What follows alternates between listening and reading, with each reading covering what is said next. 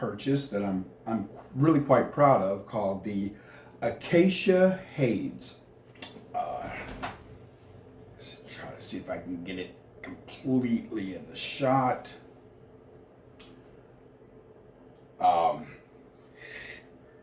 It's a pretty cool, unique company.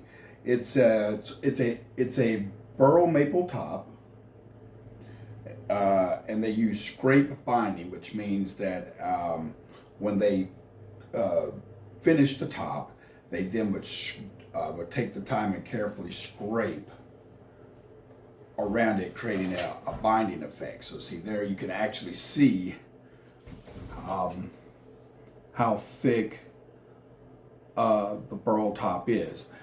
It's a mahogany back. It's a neck through with a 5-piece maple walnut neck.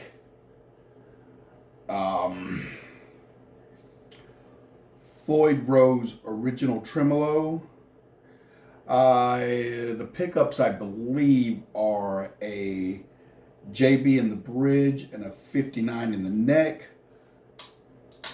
3-way toggle, 1 volume, 1 tone. You have the locking nut that goes along with the original Floyd Rose. Plus, we have, I believe these are Spurzle locking tuners. And yeah, pretty much that's it. I really love the neck joint. It is just really, see, it's contoured right here, right for your hand, and it just makes it very easy to play on the upper register. I really can't say anything bad about this guitar, with the exception of I've been having a lot of trouble with this input jack stain type, but I'm going to take it into my guitar tech and have him look at it and see what we can figure out on that. But the what's the word I'm looking for? The crapshoot when ordering a guitar like this is that it's not from a major company, which is a good and a bad thing. Oh, you know what? I knew what I forgot.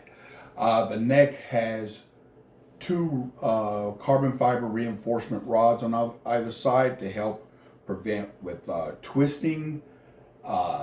It's a thin neck profile.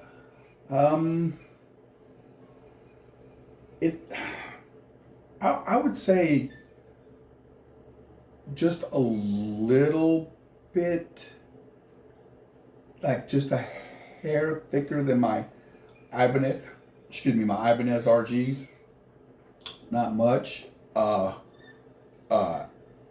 Great. It has great fret dressing, so the fretwork is really nice. And now, what I had started to say before I sidetracked myself, the crapshoot when buying something like this is that it's not from a major brand, i.e., like, if you bought a Jackson or a Fender or a Gibson or something of that nature, and it didn't meet your expectations and you had to sell it, well, you're going to get a lot more of your money back with brands like that, because they have brand recognition, which goes hand in hand with having a very good resale value. A lot of times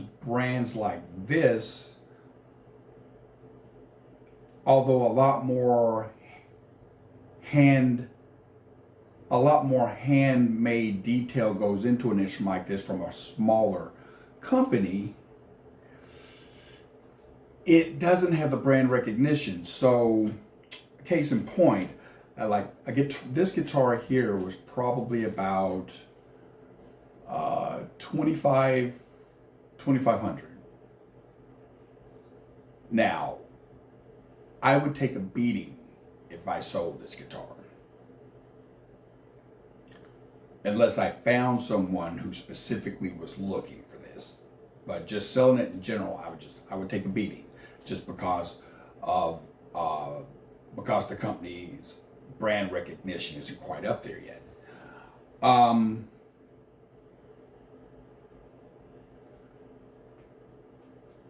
But I would say when comparing it with some of those other companies that I named, I feel like the craftsmanship, I feel like the attention to detail on this guitar is better than a lot of those.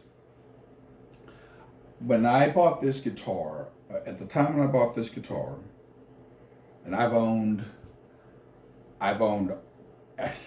every major brand there is, and I've owned some of the boutique brands, like I've owned a couple of Sirs, and at the time when I bought this guitar, before it actually arrived, one of my friends asked me, what is the best playing guitar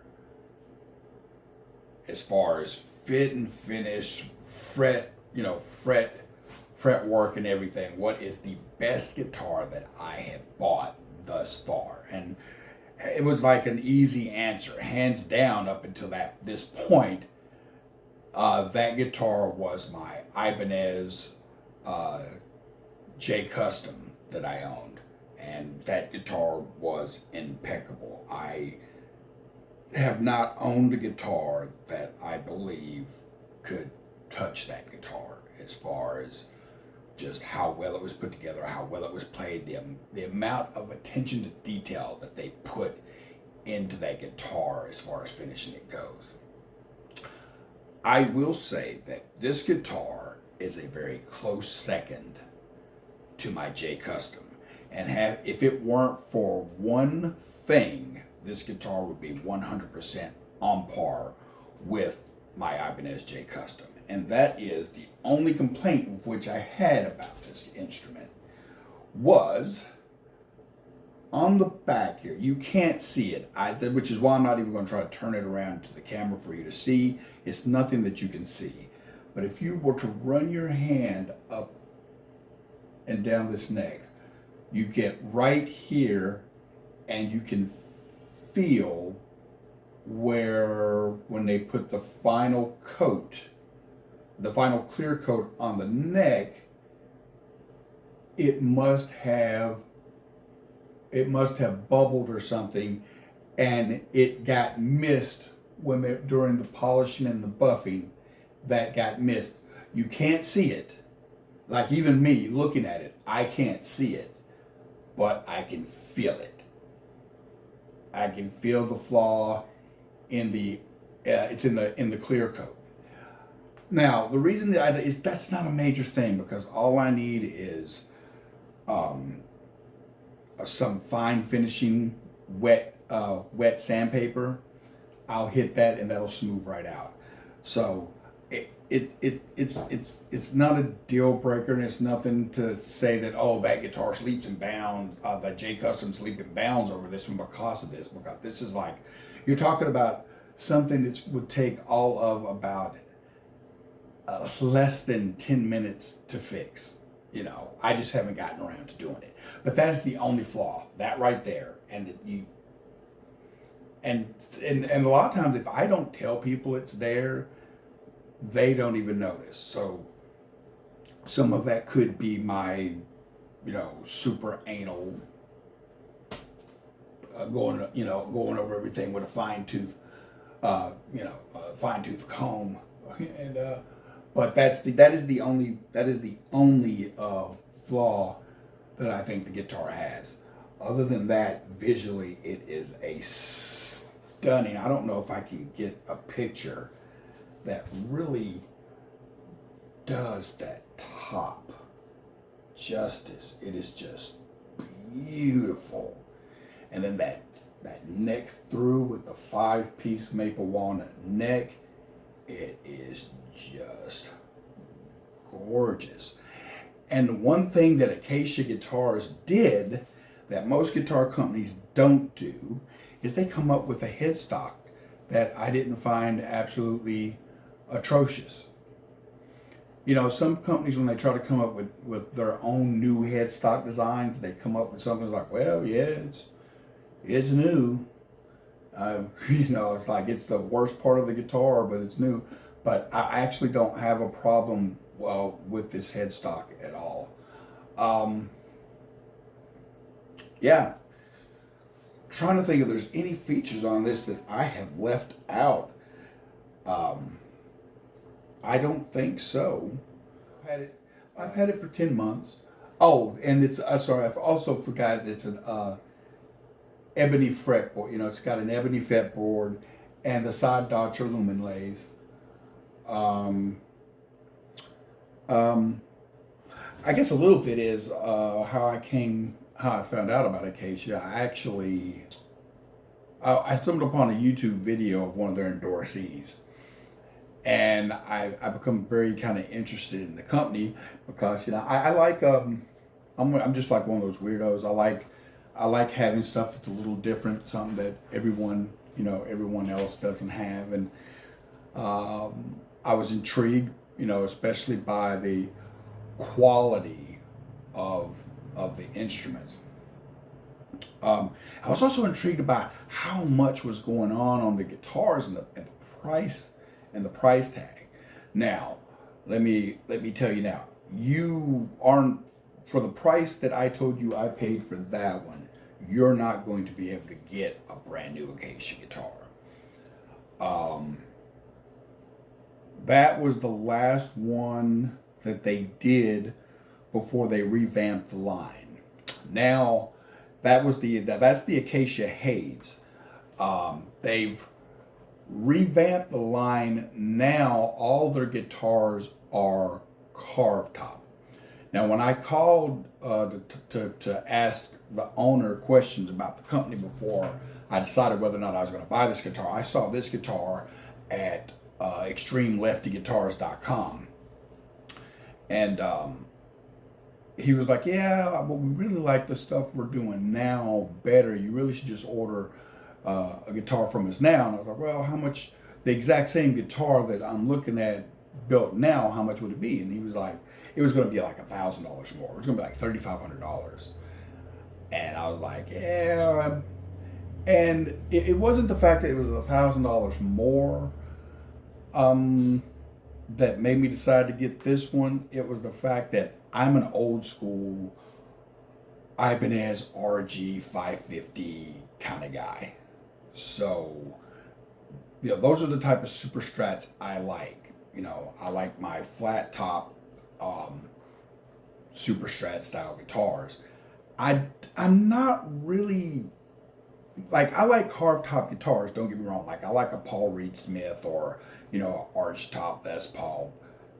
I think that type of thing has its place, but when it comes to a super strat, I don't like carved tops on super strats. I like them to be like, you know, I like them to be like you know, like RGs. Like when I think of a super strat or a shredder guitar, I think of the whole Charvel and Ibanez and, you know, the Jackson Dinkies and that type of thing. So I told him, said, "Yeah," I said, "I really don't want a carved top Haze. I would really prefer the flat top Haze." So I went ahead and bought the one that was at extremeleftiguitars.com, and I was happy with it. The only thing I was unhappy with is I was like, "Man, I really like this guitar, and then this thing that sucks is if I would really like to get another one, they don't make them like that anymore." So,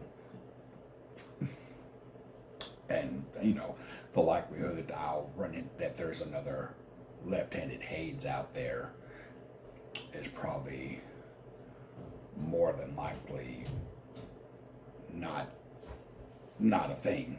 So there's that. But anyway, so that's how I come to basically find the company. Anyway, so like I said, if you get a chance, go over to Acacia Guitars and you know, check out and see what they're doing over there. I think it's acaciaguitars.com. I think it's that simple. Don't quote me on that, but I think it is. I think it's acaciaguitars.com. And they have a YouTube channel too, but I don't. Once again, I think it's something as simple just as Acacia guitars. I know they have Instagram as well, but last time I checked, they hadn't done an update of any of their material in a while. But yeah, like I said, if you get a chance, check them out. They're definitely worth looking into. If, like I said, if you're into that whole boutique guitar builder kind of thing. So like I said, if you're into, if you like, you know, if you like the whole Kiesel thing and the Sirs and the Tom Andersons and all that stuff, definitely give them give them a look, because they're definitely worth checking out, and they're doing some really beautiful stuff.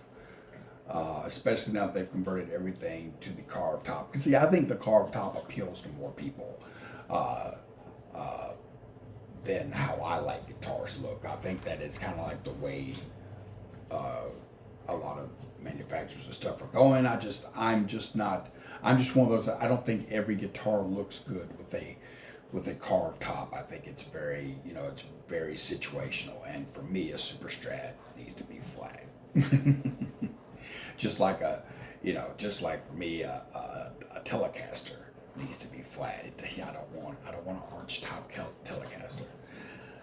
So anyway, I'm Gillen H2O. This has been Gear in Review, and today we were looking at my Acacia Hades guitar.